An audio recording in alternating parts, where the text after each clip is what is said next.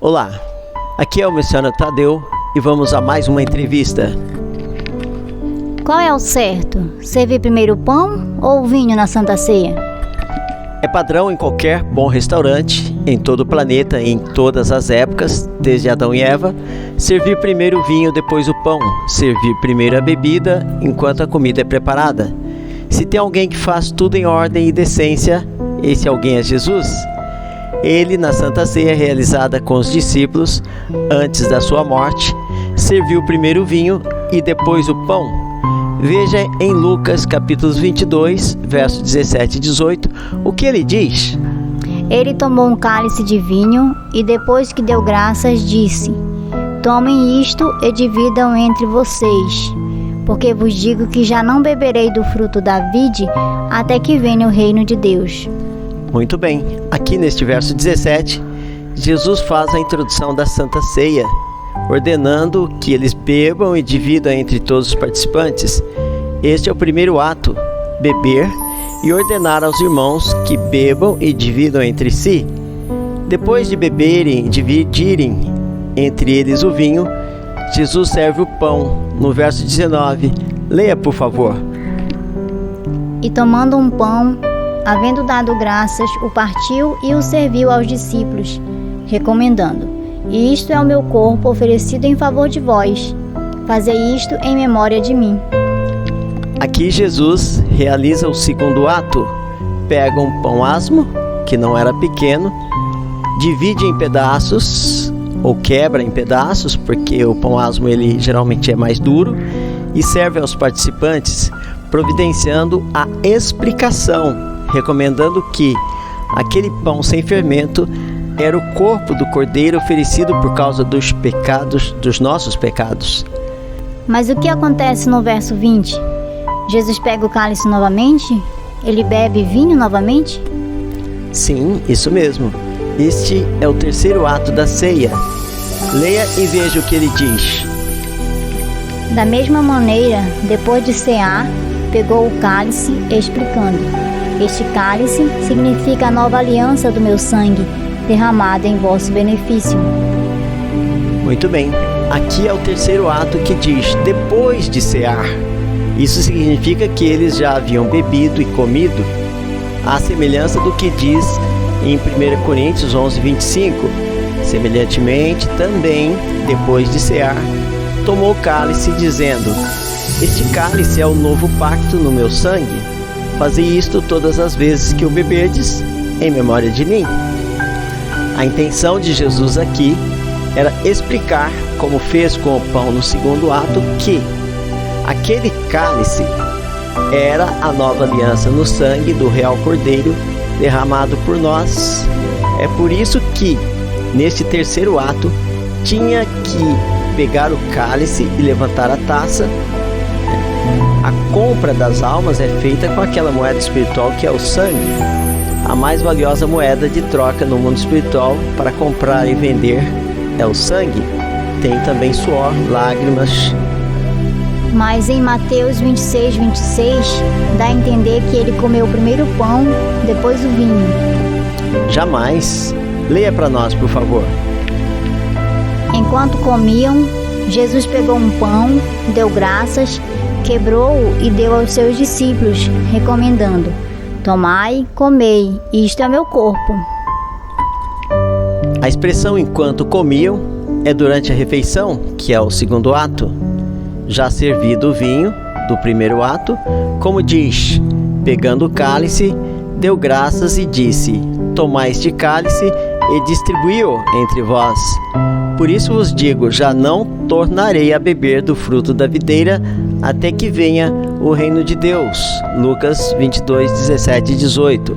E no 27 diz: Em seguida tomou um cálice, deu graças e o entregou aos seus discípulos, proclamando: Bebei dele todos vós. Mateus 26, verso 27. Somente aqui menciona que eles beberam novamente. Embora beber novamente ou não, pouco importa. No 27, ele fala em seguida, que é o terceiro ato, que quer dizer semelhantemente depois de cear, conforme 1 Coríntios 11, 25, Semelhantemente também, depois de cear, tomou o cálice, dizendo: Este cálice é o Novo Testamento no meu sangue. Fazei isso todas as vezes que o beberdes, em memória de mim. 1 Coríntios 11, 25. O verbo dizendo significa que a explicação ou significado do cálice e seu conteúdo, como fez no verso 28 de Mateus, que diz: Pois isto é o meu sangue da aliança, derramado em benefício de muitos para a remissão dos pecados. No 28, pois isto é, explicando ou recomendando que aquele cálice é o Novo Testamento no meu sangue. E Paulo faz conforme recebeu de Jesus no verso 25 de Coríntios 11, que após a ceia já explicado o significado do pão sem fermento, que é o segundo ato, eles voltam a levantar o cálice depois do jantar para explicar, nesse terceiro ato, o significado do vinho contido no cálice. Neste capítulo 11, Paulo repreende também os cristãos gulosos que bebiam e comiam na ceia sem esperar os outros, porque ao participarem da celebração ou comerem na ceia, tomavam antecipadamente, comiam sem esperar uns pelos outros, participavam da ceia sem haver plena paz, consideração e comunhão entre os membros. Tem uma passagem que Paulo fala que alguns embriagavam-se. Era com vinho alcoólico mesmo? Sim, se embriagavam com vinho alcoólico, evidentemente. Não dá para se embriagar com suco. Isso está em 1 Coríntios 11, 21, porque comendo cada um toma antecipadamente a sua própria ceia, e assim um tem fome e o outro embriaga-se. Isso mostra que havia entre eles glutões, beberrões, apressados, imprudentes, causando dissensões, sem discernir que os membros de um corpo devem trabalhar e se alimentar juntos.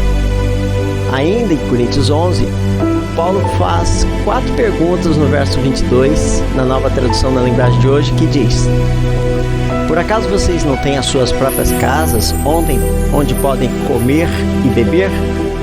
Ou será que preferem desprezar a igreja de Deus e envergonhar os que são pobres? O que é que vocês esperam que eu lhes diga?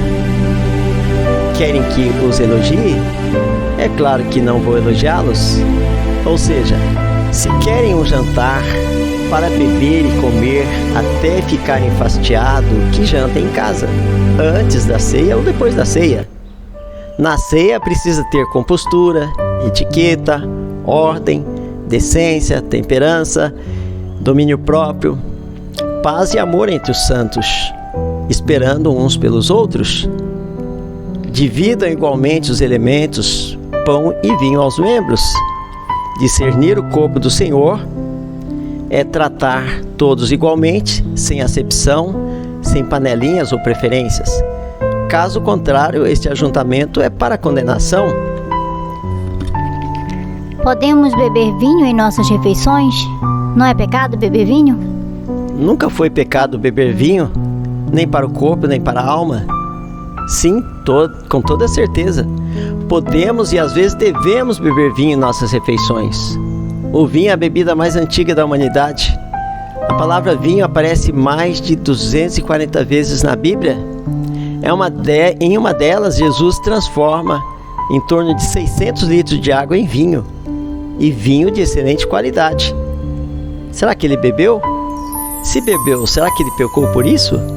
Aquilo não era suco.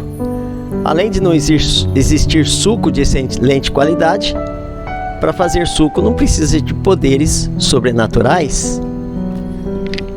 É verdade que Deus pedia vinho nos sacrifícios e holocaustos? Sim. Deus ordenava a adição de 2 litros de vinho para cada novilho, 1,5 litro de vinho a cada carneiro e 1 litro de vinho a cada cordeiro. Veja o que diz em Números 28:14.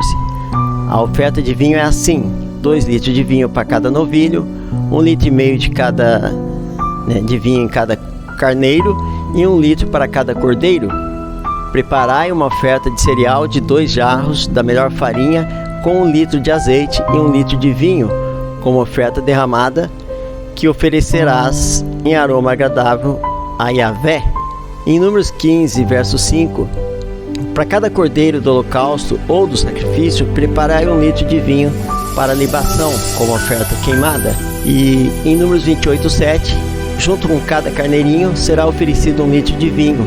Este vinho será derramado no lugar santo em honra do Senhor. Muito bem, glórias a Deus por isso. Deus seja louvado. Curta, compartilhe e deixe suas perguntas nos comentários que estaremos respondendo nos próximos vídeos.